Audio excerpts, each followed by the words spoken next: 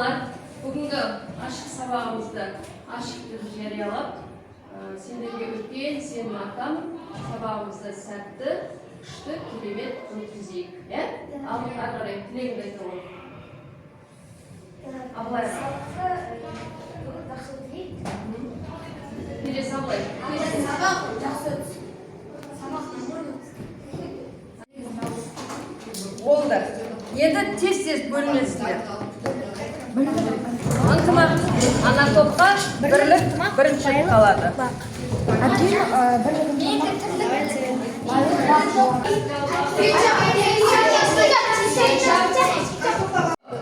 Объектілердің үшті моделдерін құруға арналған графикалық бағдарлама. Қайсысы?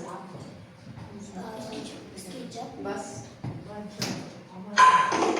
Дұрыс па? Мәдина. Кеп тексеруіндегі тамаша шығады келесі екінші сұраққа. Кел, burada. Негізгі геометрия фигураларды салады. Тамаша, жарайсың. Бота, паровозбен қайда кет? Ынтымақ топтан шығайық, кел Абылай. Геометрия фигураларды мету арқылы өлшемелерге арналған мүмкіндік. Құрал, қайсысы? Геометриялық фигураларды.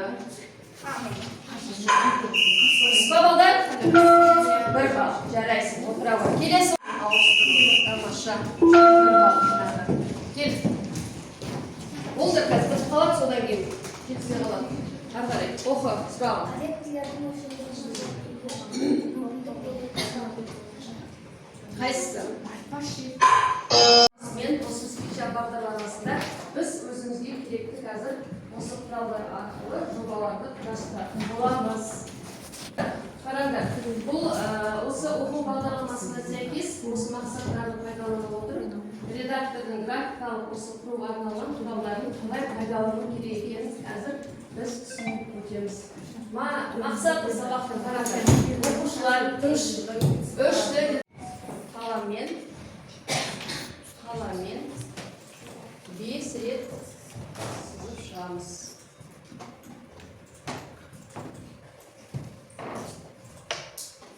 Керек емес жерлерін қандай құралмен өшіреміз? Мына қандай құрал? көтергіш.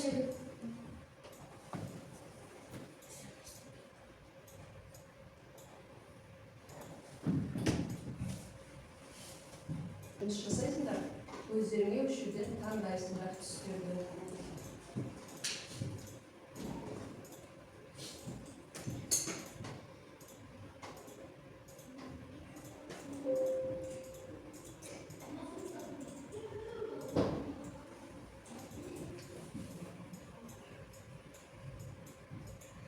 Бұл модельдің атын қалай атайды? Жоқ, ары қарай келесі енді балдар, бұл жерде бізде теориялық бөлімде, яғни біз SketchUpпен қалай жұмыс жасаймыз, білеміз ғой, қалай ашылу керек екенін. Оқулықтың жетістігінде тақырып жазамыз. Үшті модельдердің жобалық жұмысы. Мына жобалық жұмыстың құру дегенде жазамыз.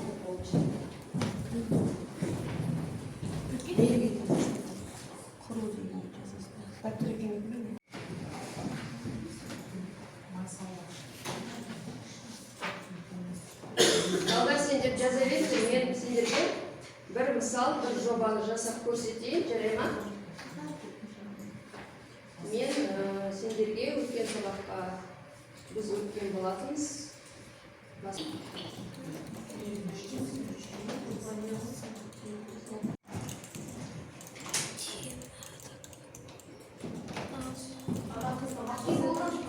Болды, жақсы, керемет, тамаша салды. Біздің үйіміздің моделін.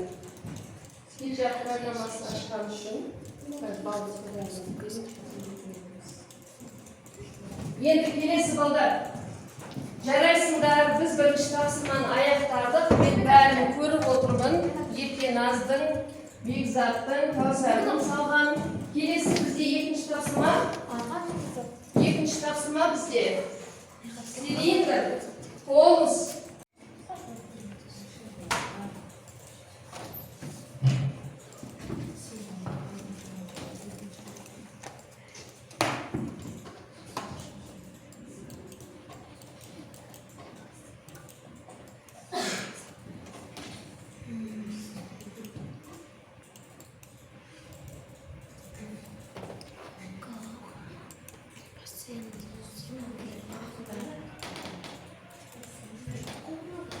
Міне балдар, бізде екінші тапсырмамыз бұл жерде.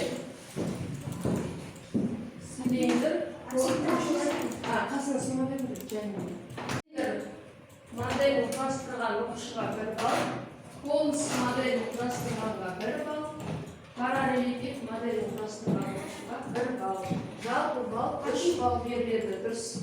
Акиме потому что Акиме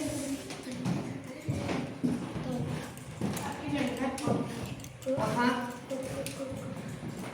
Арғы жағында айналдырып қоядыңдар ма? Арғы жағында айналдырып қоядыңдар ма? Шетін, төбесін айналдыра.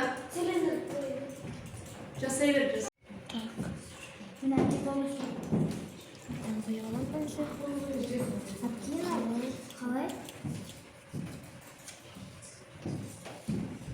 Акина қалмайсың ше? Төбесінен аласың.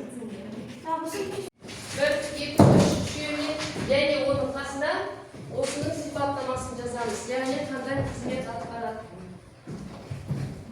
Дәптерге жазамыз. Ең бірінші құралдың аты қандай? Міне осылай жазасыңдар. Олардың қолдану тәсілдерін дұрыс сәйкестендіреміз. Тұрып, тақтаға шығып, бірінші кесуді аласың, кесудің қасына қолдану тәсілін тауып сәйкестендіреміз. Кесу мәхі қоямын. Жоқ. Кесу жасың. Енді осының қолдану тәсілін іздеп, бұда қояды. Сәйкестендіреміз. Балдар жаңа осымен жұмыс жасадыңдар ғой өздері.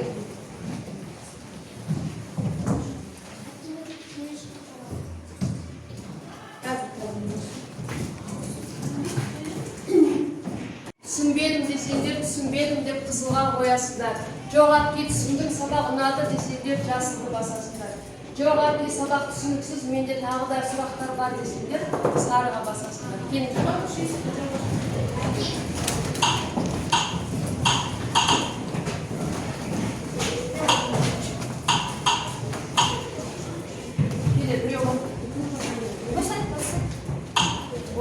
Жарайсыңдар балдар. Рахмет. Қазір осы жерден өздеріңіз